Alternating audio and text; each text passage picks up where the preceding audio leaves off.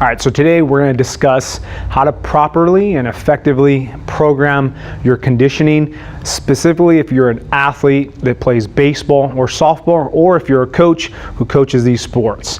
So two things usually happen, especially at the high school level, is either one, the coach or the athletes are doing zero conditioning and they might be doing just something in the weight room, or two, they might be doing some random training, some random conditioning where they're doing sprints one day, maybe doing some longer tempo type runs the next, or they're using runs as punishment.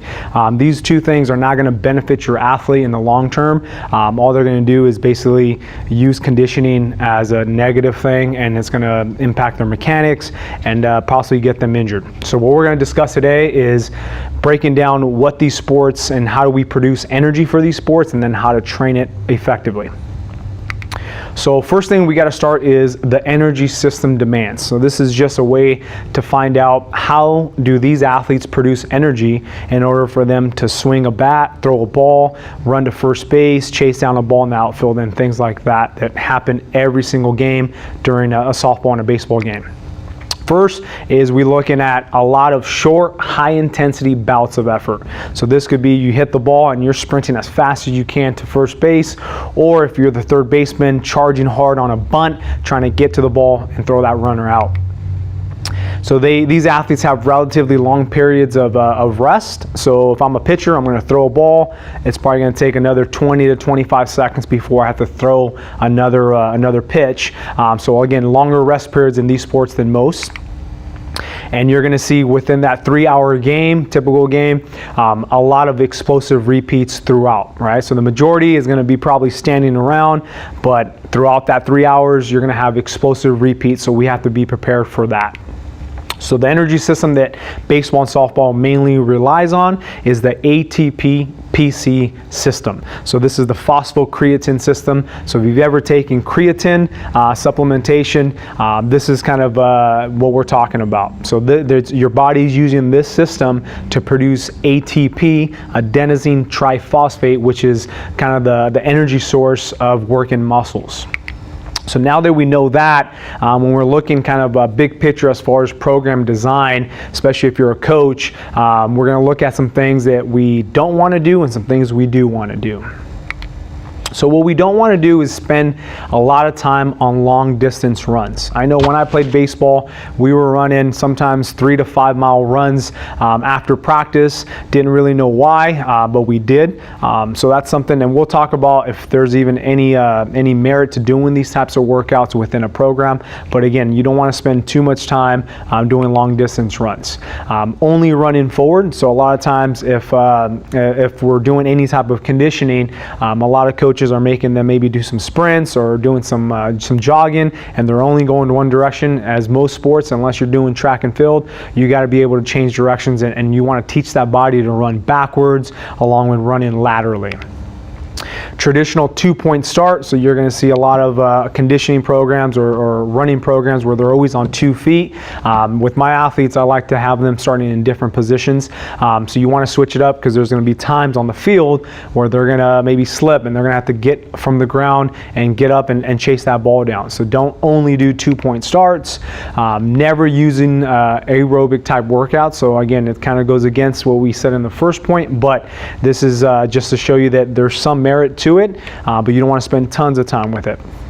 Using cardio for fat loss. A lot of coaches might think that if their athletes are a little overweight, they might program more cardio type workouts, but as we know, the nutrition side is always the best way and has the most effect on fat loss versus just doing more cardio.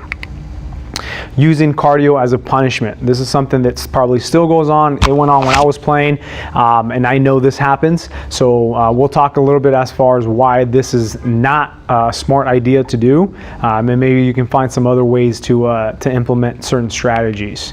And again, going back to this point, it's reinforcing bad mechanics. So if a kid drops a ball, and you make him run, he's probably not thinking about good mechanics when he's running. He's just trying to get the run over so he can get back to playing, and all you're doing over time is reinforcing bad mechanics.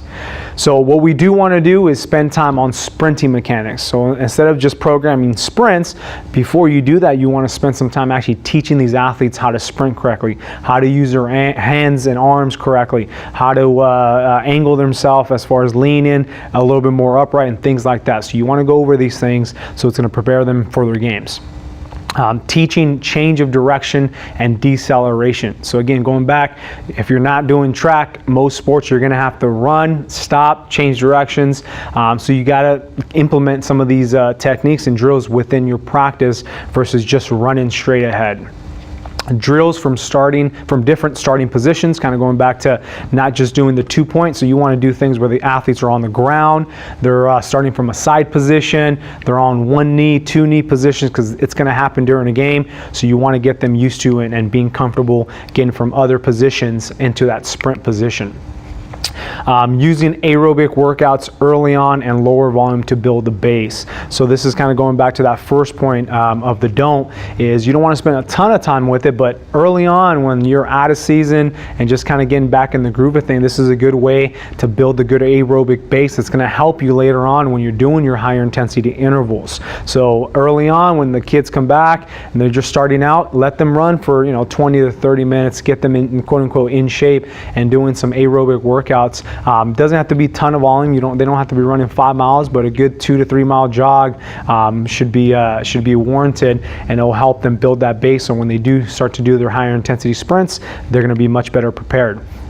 Using jumps, bounds, and throws, think of medicine ball type stuff when you're doing some of these exercises. So it doesn't always have to be sprints. You can do some vertical jumps, squat jumps, some single leg bounds, medicine ball throws, and different types of exercises that you can also program. It doesn't only have to be sprinting. So going over kind of some testing and assessments, you can see here we have like a 10-yard acceleration from different starting positions, a 60-yard sprint, some alactic power intervals. You can either use distance and or time. This one I like to use anywhere from 30 to 50% of their body weight, and what I'll do is usually maybe for 10 seconds I'll let them push as far as they can. I'll mark it, and the goal is to see how far they can get in 10 seconds, and then over time you're tracking that, or you can give a certain amount of distance that you want that athlete to push, you time them, and then over time you're tracking that as well. So they should be getting either faster or covering more distance. Some agility tests, so there's tons of them out there. There's no one specific one, but just use something that tests their change of direction and agility skills. Med ball toss, so they grab a medicine ball and they toss it up. It's a good lower body power assessment slash test. Vertical, horizontal, and lateral jumps are really good for lower body power development. A modified Cooper's test, so this is again, this is something you probably don't have to do, but if you want something a little bit more kind of aerobic type of aerobic type of test, you get them for 6 minutes. You have them run as far as they can, and then you mark it, and over time they should be covering more distance. And you can use a heart rate monitor to even track and get more data. 10-second max push-ups and or pull-ups, so how many they can complete with good technique in 10 seconds. And then a 5-second hand grip squeeze. So they sell these really cheap hand grip tests that you could use, and you can just have them squeeze it for 5 seconds and then track that over time. So one thing that a lot of coaches might be using is like quote unquote a speed ladder, where they're using it either for conditioning or for speed training. I personally don't like this tool for that purpose. A speed ladder could be used for other things, such as teaching some body awareness, doing some light bounds and jumps where they're aiming for a target, which is a square. But as far as speed goes, this is not the case. It's not going to help your athletes. Now why? It's because you can see I have a little thing that's showing the time, right? Force is king when it comes to this sport. So you can see that athlete there, he's leaning forward, and the force that he's driving is backwards, down and back. Now when you're using these ladders, all the force is going vertically, up and down, up and down, up and down, and you're not spending that much time producing force because you're just tiptoeing. You're just tap, tap, tap, tap, tap. You're not producing force. When you can see someone still in a base in the beginning during that initial acceleration phase, They're spending more time on the ground developing force and pushing into the ground, which is going to increase their speed, and then over time they'll have minimal ground contact as they reach that max velocity phase. So better would be something like a prowler or a sled toe drag. You can use a band, you can use a partner holding you up as your resistance. This is going to teach better force production and better that leaning action, which is key to acceleration. So when we're talking about aerobic type training, what can we do? First thing we have to understand is the volume is the key. When it comes to aerobic type work for these types of athletes, you don't want to have tons of volume. Volume is just how much work you're doing. That's the key thing and the key principle. So here are two methods that you could do with your athletes to help with their aerobic capacity. So you can do your traditional steady state or your LSD, long slow duration, which is about 20 to 30 minutes of low to moderate intensity. Think nice easy jog where you're able to probably talk and hold a mild conversation with someone. It's not very intense. Or you can do some explosive repeats where you're doing a rest to work ratio of 4 to 1. So this could be that you hop on the track or on a bike or on a prowler and you sprint as hard as you can for about 10 to 12 seconds, and then you're going to rest about 4 to 1. So that if you're sprinting for 10 seconds, you're resting for 40. If you're sprinting for 12 seconds, you're resting for about 48 to 50 seconds, and then you're going to repeat that. And the goal is to try to minimize the drop off. So if you're doing it based off of distance, your goal is to cover that same distance over time. And again, the reps over time, you're going to build yourself up, but you're looking at anywhere from about 6 to 10 reps per workout. The key thing is these are higher intensity, but the key is it's shorter rest periods, so you're still getting a lot of adaptations from that aerobic side of the body. So now we're talking anaerobic training.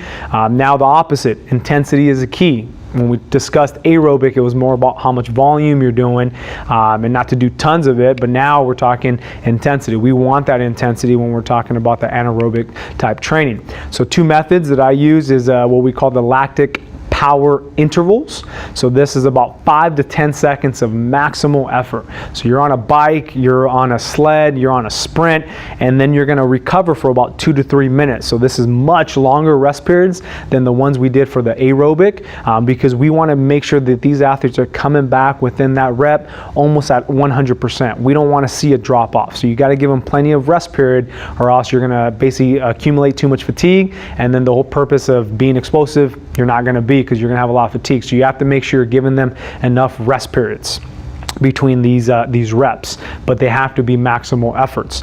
And then we have like a power circuit complexes. So you're using low reps, full body movements, and you can even throw in some ballistic movements. So this could be like you're doing, I don't know, some jump squats followed by some medicine ball throws, about 10 to 12, 15 seconds max effort, and then you rest and then you repeat. So you can change it up as far as exercises go.